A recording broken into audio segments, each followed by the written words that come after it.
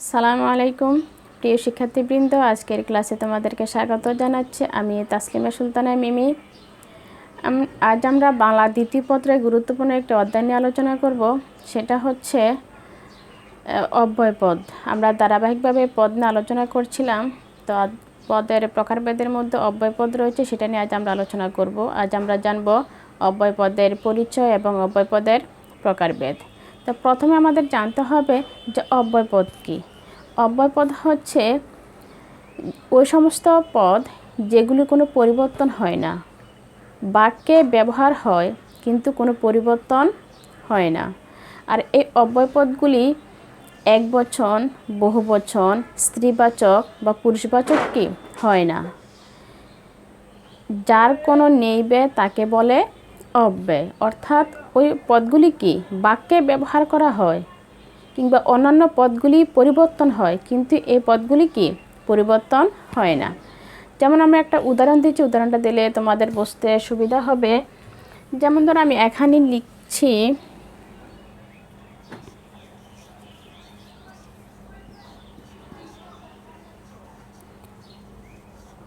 আমি এবং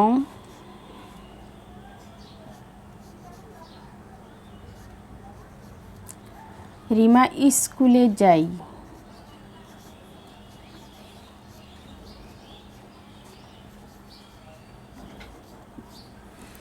এখন দেখো, এখানে আমি লিখেছি। এখন এই আমিটাকে যদি আমি বহুবচন করি তাহলে কি হবে? আমরা। আমিটাকে বহুবচন করলে হবে কি? আমরা। এবং দেখো এখানে এই যে রিমা, রিমাটাকে যদি আমি সর্বনাম হিসাবে ব্যবহার করি তাহলে কি হবে? সে। রিমার পরিবর্তে কি এটা সে হতে পারে। তারপরে দেখো এখানে আছে কি স্কুল। তো স্কুলের মূল শব্দটা ছিল কি? স্কুল। এটার সাথে কি এ বিভক্তি যোগ হয়েছে। তারপরে দেখো এখানে এই যে যাই, যাই এটা হচ্ছে কি বর্তমানকাল। তো এটাকে যদি আমি ভবিষ্যতে লিখি তাহলে কি হবে? যাব। দেখো এখানে প্রত্যেকটা পদের বা শব্দের কি পরিবর্তন হয়েছে। একবচন, বহুবচন কিংবা বিভক্তি কিংবা সর্বনাম, সবটার কিছু না কিছু কি পরিবর্তন হয়েছে। কিন্তু এখানে এমন একটা পদ আছে যেটার কি কোনো পরিবর্তন হয়নি, আর সেটা হলো কি এই যে এবং। এটার কি কোনো পরিবর্তন হয়নি, না একবচন না বহুবচন, না স্ত্রীবাচক না পুরুষবাচক না বিভক্তি, কোনো কিছুকে এটা পরিবর্তন হয়নি। স্থান, কাল, পাত্রভেদে কোনো ক্ষেত্রেই এটার পরিবর্তন হয়নি, কিন্তু এটা কি বাক্যে ব্যবহার হয়েছে। তো এই যে সমস্ত পদগুলি বাক্যে ব্যবহার হয় কিন্তু পরিবর্তন হয় না, সেগুলি হচ্ছে কি অব্যয়পদ। স্থান, কাল, পাত্রভেদে কোনো অবস্থা থেকে এগুলি পরিবর্তন হয় না। যেমন ধরো এখানকে আমরা কি কখনো বলতে পারি যে এবংগুলি, এবংরা, এগুলি কি হয় না, এগুলো কোনো কিছু কি হয় না। এখানে আমি পরিবর্তন বহুবচন করলে আমরা হয়, রিমাকে যদি আমরা সর্বনাম হিসেবে ব্যবহার করি তাহলে সে হয়। তারপর স্কুলে মূল শব্দ ছিল স্কুল, তারপর এখানে কি এ বিভক্তি যোগ হলো। যাই, যাই হচ্ছে কি বর্তমান, যদি ভবিষ্যৎ করি তাহলে কি হবে? যাব। তো এগুলি অন্যান্য যে সমস্ত পদগুলি আছে সবগুলি কি পরিবর্তন হয়েছে, কিন্তু এই যে এবং, এই এবং পদটা কি পরিবর্তন হয়নি। আর যে সমস্ত পদগুলির কোনো পরিবর্তন হয় না সেগুলি হচ্ছে কি অব্যয়পদ। তো এবার আমরা জানবো অব্যয়পদের প্রকারভেদ। অব্যয় চার প্রকার। আমরা একটু দেখে নেই অব্যয়পদের প্রকারভেদগুলি।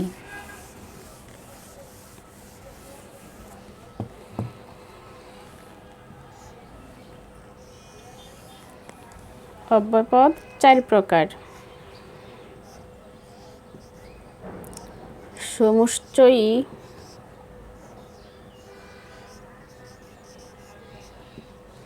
দুই নম্বরে হচ্ছে অনন্যয়ী,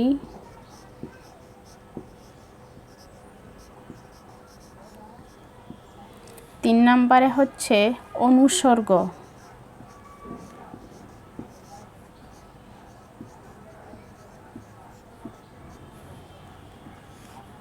4 নম্বরে হচ্ছে অনুকার।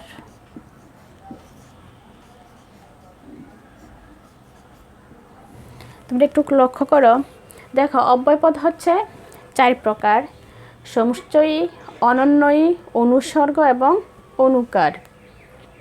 এখন সমুচ্চয়ীটা কাকে বলে? ওই সমস্ত অব্যয়পদ যেগুলি দুটা বাক্যের মধ্যে কিংবা দুটা পদের মধ্যে বসে বাক্যটাকে বা পদ শব্দকে যুক্ত করে কিংবা বিচ্ছিন্ন করে কিংবা ক্রিয়ার ভাবটাকে সংকুচিত করে, ওই সমস্ত অব্যয়পদগুলি হচ্ছে কি সমুচ্চয়ী অব্যয়পদ। আমি এখানে তিনটা কথা বলেছি। একটা হচ্ছে কি সংযোজন করবে কিংবা বিচ্ছিন্ন করবে, মানে বিয়োজন করবে কিংবা সংকুচিত করবে।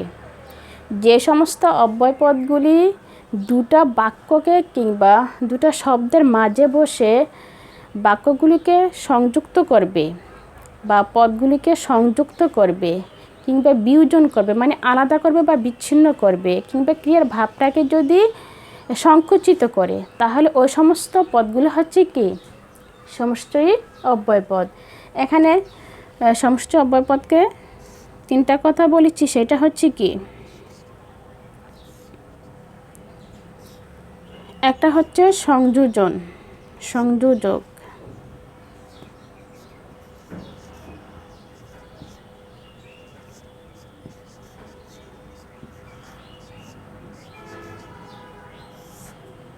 তারপরে হচ্ছে বিয়োজক।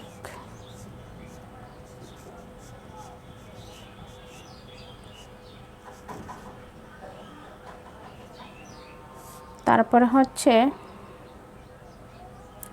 সংকোচক।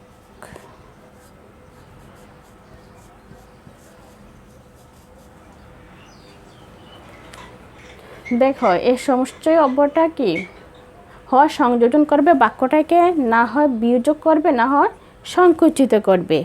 তো এখন এই সংযোজকটা কি? সংযোজকটা হচ্ছে ওই সমস্ত অব্যয়পদগুলি যেগুলি বাক্যটাকে কি সংযুক্ত করে, বাক্য কিংবা পদ বা শব্দগুলিকে কি করে মাঝে বসে সংযুক্ত করে, একটার সাথে আরেকটাকে সম্পর্ক স্থাপন করে সংযুক্ত করে।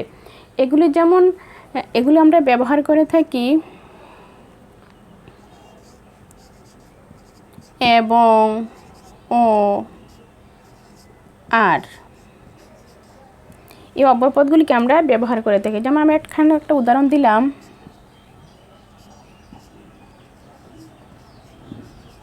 ভাই ও বোন। এই যে দেখো এখানে এই যে ও, দুইটা পদ শব্দের মধ্যে কি সম্পর্ক স্থাপন করে। যে সমস্ত অব্যয়পদগুলি বাক্য বা পদের মাঝে বসে দুটা পদকে কি সম্পর্ক স্থাপন করে বা বাক্যটাকে সম্পর্ক স্থাপন করে, ওই সমস্ত অব্যয়পদগুলো হচ্ছে কি সংযোজক অব্যয়পদ। তারপরে হচ্ছে বিয়োজক। যে সমস্ত অব্যয়পদগুলি বাক্যের মাঝে বসে বাক্যটাকে আলাদা করে বা বিচ্ছিন্ন করে, ওই সমস্ত অব্যয়পদগুলো হচ্ছে কি বিয়োজক অব্যয়পদ। তো এগুলি যেটা আমরা ব্যবহার করি বিয়োজকের ক্ষেত্রে, সেটা হচ্ছে অথবা, নতবা, নচেত ইত্যাদিকে আমরা ব্যবহার করে থাকি। যেমন আমি লিখলাম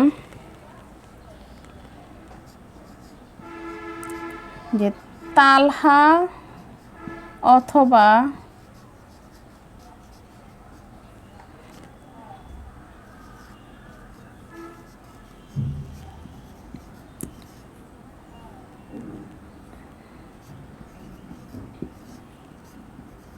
তাবাসসুমা এ কাজটি করেছে।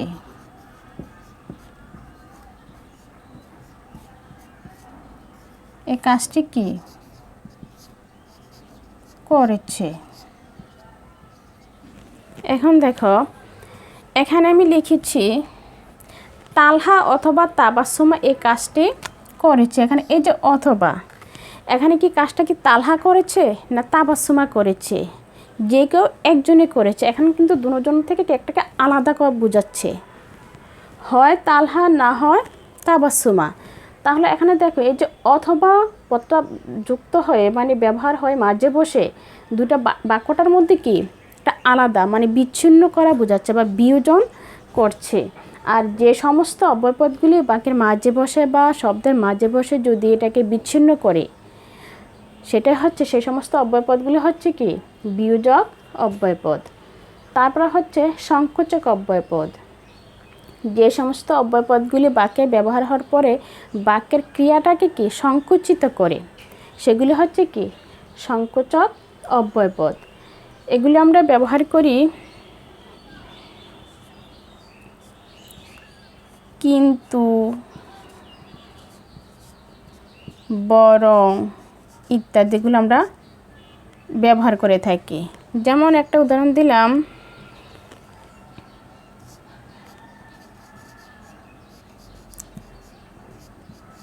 লোকটি বিদ্বান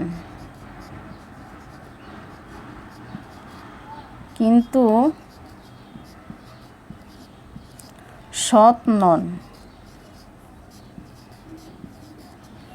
দেখো এখানে আমি কি লিখছি, লোকটি বিদ্বান কিন্তু সৎ নন। দেখো এই যে লোকটি বিদ্বান, যারা মানে খুব অভিজ্ঞ হয় বা লেখাপড়ায় ভালো জানে, বা তো ওরা তাহলে কি সবাই সৎ হতে পারে? নাও হতে পারে। তাহলে যারা সৎ না তারাও কি বিদ্বান হতে পারে না? পারে, অবশ্যই। তো এখানে দেখো এই যে লোকটি বিদ্বান কিন্তু সে সৎ নন, এখানে কি একটা বাক্যটার ক্রিয়াটাকে কি একটা সংকুচক করা হয়েছে, সংকুচিত মানে সংকোচন করে ফেলছে।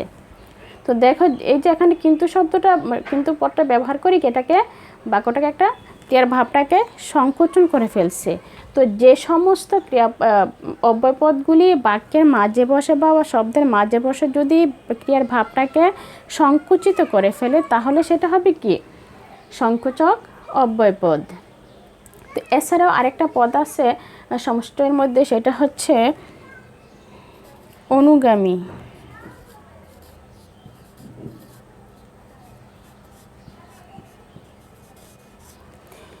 এই অনুগামী অব্যয়পদটা যদিও সংযোজক না, তবু কি সংযোজকের মতো ব্যবহার হয়ে থাকে বাক্যের মধ্যে। ওইগুলি যেমন আমরা যে, যদি বা যদিও ইত্যাদি কি এই অব্যয়পদগুলি বাক্যে ব্যবহার হয়ে বাক্যটাকে সংযুক্ত করে। তো এই হচ্ছে সমষ্টি অব্যয়পদের পরিচয়। তো এবার জানবো অনন্বয়ী। অনন্বয়ী হচ্ছে এমন কিছু অব্যয়পদ আছে যেগুলি কি বাক্যে ব্যবহার করা হয় কিন্তু অন্য একটা বাক্যের সাথে কি সম্পর্ক রাখে না, যে নিজেই কি একটা ভাব প্রকাশ করতে পারে বা অন্য একটা বাক্যের কি সম্পর্ক বা যোগাযোগ স্থাপন করে না। যেমন উদাহরণটা দিলে তোমরা বুঝতে পারবে বা তোমাদের বোঝার সহজ হবে। যেমন আমি একটা উদাহরণ দিচ্ছি এখানে, আমরা অনেক সময় বলে থাকি যে হ্যাঁ আমি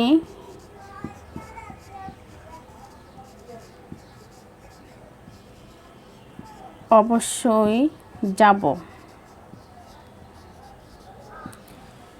কি বলেছে? এই যে হ্যাঁ, এই যে অব্যয়পদটা আমি বাক্যে কি ব্যবহার করেছি, কিন্তু এই পদটা ব্যবহার না করলেও কি বাকি যে বাক্যটা আছে সেটা কি সম্পূর্ণ অর্থ প্রকাশ করে বা সম্পূর্ণ অর্থটা কি বুঝায়, যে আমি অবশ্যই কি যাব। তাহলে যে এমন কিছু অব্যয়পদ আছে যেগুলি কি বাক্যে ব্যবহার করা হয় কিন্তু অন্য একটা বাক্যের সাথে কি সম্পর্ক রাখে না। তো এই পদটা ছাড়া কি অন্য যে বাক্যটা আছে সেটার কি সম্পূর্ণ অর্থ প্রকাশ করে। আবার অনেক সময় আমরা এটা বলে থাকি যে হাই কেমন আছো, কি বলি যে হাই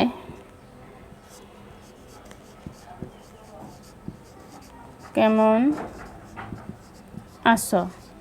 এই যে দেখো এখানে হাই এটা না বললেও কি চলতো, এটা ছাড়াও যদি আমি প্রশ্ন করি যে কেমন আছো তাহলে কি হয়ে যায়, প্রশ্নটার অর্থটা কি পরিপূর্ণ হয় বা বাক্যটা পরিপূর্ণ বুঝায়। কিন্তু হ্যাঁ তারপরে এগুলি ব্যবহার হয়। যে সমস্ত অব্যয়পদগুলি বাক্যে ব্যবহার হয় কিন্তু অন্য একটা বাক্যের সাথে কি সম্পর্ক স্থাপন করে না, সেগুলি হচ্ছে কি অনন্বয়ী অব্যয়পদ। তারপরে জানবো অনুসর্গ। যে সমস্ত অব্যয়পদগুলি বাক্যের মানে কারকবাচকতাটা বোঝায়, প্রকাশ করে। আর এগুলি বিভক্তি ক্ষেত্রে ব্যবহার হয়, যেমন এখানে তৃতীয় বিভক্তি এবং পঞ্চমী বিভক্তি হিসাবে ব্যবহার হয়ে থাকে। যেমন আমি এখানে একটা উদাহরণ দিচ্ছি।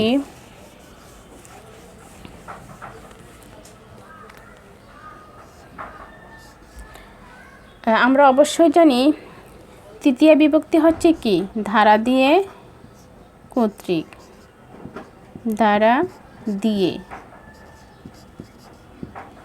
আর পঞ্চমী বিভক্তি হচ্ছে হতে থেকে চেয়ে। অবশ্যই আমাদের একটা বিভক্তির ওপর ক্লাস আছে, তোমরা বিভক্তির ক্লাসটা দেখলে তোমাদের বুঝতে সহজ হবে, তোমরা ক্লাসটা দেখে নিও। এখন দেখো আমি একটা এখানে উদাহরণ লিখলাম যে আমার দ্বারা এ কাজ হবে না।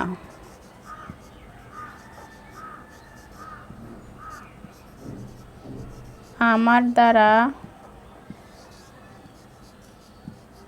এ কাজ হবে না। এই যে আমার দ্বারা, এখানে দ্বারা কি একটা বিভক্তি, এটা হচ্ছে কি তৃতীয়া বিভক্তি। তো এগুলো হচ্ছে কি মানে যে বাক্যের মাঝে বসবে বিভক্তিগুলি তৃতীয় বিভক্তি এবং পঞ্চমী বিভক্তি, অন্য বিভক্তিগুলি না, শুধুমাত্র তৃতীয় বিভক্তি এবং পঞ্চমী বিভক্তিগুলিকে অনুসর্গের ক্ষেত্রে ব্যবহার করা হবে। যে দ্বারা, এটা দ্বারাটা হচ্ছে কি তৃতীয়া বিভক্তি। তো এগুলো হচ্ছে কি অনুসর্গ। এবার জানবো আমরা অনুকার। অনুকার হচ্ছে অব্যক্ত ধ্বনি। আমরা বুঝি, শুনি বা অনুভব করি, কিন্তু হুবহু কি প্রকাশ করতে পারি না। যে শব্দটা আমরা শুনি মানে হুবহু কি ওই শব্দটাকে আমরা অনুভব মানে শুনি বা অনুভব করি, কিন্তু হুবহু কি প্রকাশ করতে পারি না। যেমন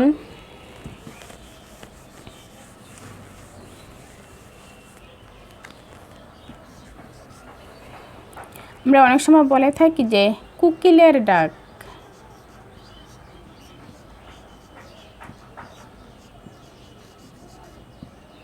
কোকিলের ডাক কুহু কুহু। আচ্ছা, কোকিল কি কুহু কুহু করে ডাকে? কিন্তু আমরা কি এই আওয়াজটা শুনি বা অনুভব করতেও পারি, কিন্তু হুবহু কি ওই শব্দটাই প্রকাশ করতে পারি না, কিন্তু অন্য একটা শব্দকে আমরা ব্যবহার করে থাকি। আর এইটা হচ্ছে কি অনুকার।